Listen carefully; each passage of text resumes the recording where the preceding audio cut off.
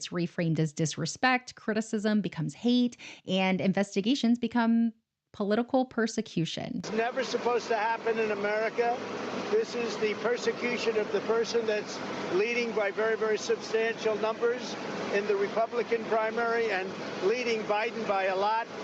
So if you can't beat him, you persecute him or you prosecute him. And anytime there are consequences or potential consequences, Trump supporters see that as an attack from Trump's enemies, which is very similar to how they will see anyone who questions God, Jesus, and the entire Christian ideology. And this is why Trump supporters respond to every indictment as clear as they may be, as much evidence as there might be. They respond to it as if we're going after the chosen one. We're going after the one that God propped up. We're going after our authority, and we don't have the power to do that. And this is why so many Americans admire authoritarian leaders. It's why they prefer strength over competence when someone is just confident and does what he wants, but he's not very good at doing the job. It's why they believe that leaders don't owe anybody any explanations because they are beholden to themselves and to God, and God is the one that put them there. They value dominance over empathy because empathy is weak and leaders are strong like God is. It's why cruelty can be mistaken for toughness. It's why political violence gets justified because that's the exact same thing that happens in the Bible. All this cruelty and violence that God commanded and committed that's just what a leader does. That's what a strong leader does. If the highest authority in your worldview is entitled to unquestioned obedience, then all the layers underneath that are going to have that same immunity. They're going to inherit that same immunity.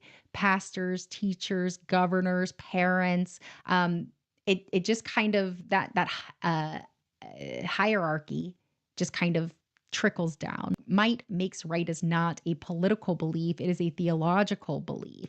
And we should not be using theological processing and applying it to our government. These two things are supposed to be separate, separation of church and state.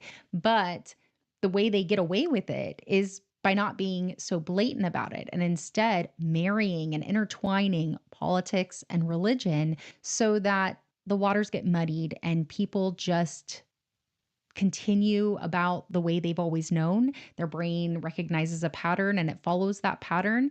And by the time they're in adulthood, they don't think twice about this might makes right idea because it's just in there and it stays there until you actually question it and deconstruct it. And you realize that just because someone is powerful, just because someone has authority, it doesn't mean that they are good. And often those in power are not doing things that benefit other people. They're doing things that benefit themselves and their power. And so that's why it's even more important that those in power we hold accountable and we keep a check on rather than just throwing up our hands and saying, well, they're in charge, so they get to do whatever they want to do. That is how you get a dictator and a tyrant. One of the biggest differences between conservatives and progressives comes down to how you view humans, how you view their nature. Are they naturally good with good intentions, or are they naturally bad with bad intentions?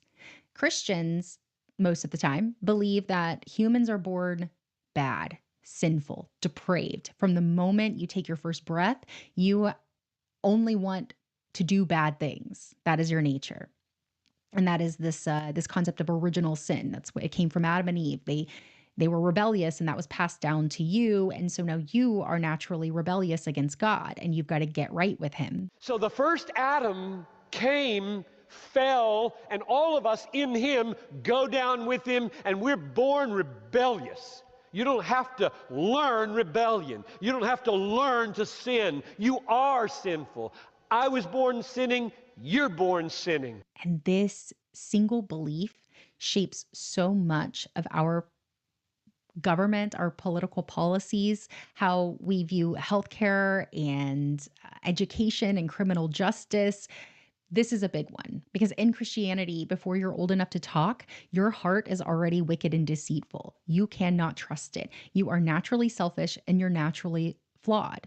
Everything good in you is credited to God's influence, and everything bad in you is credited to your sin nature and Satan's influence.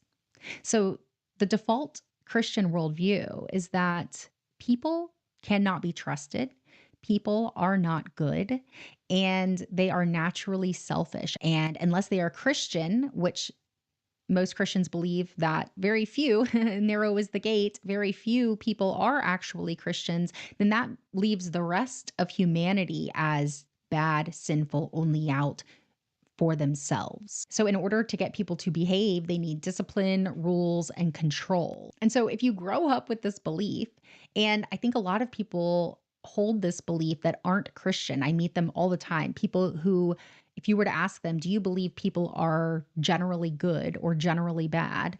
I think a lot of people would say, oh, yeah, humans suck. People suck. People are generally bad. I do not hold that view anymore. I used to for a very long time.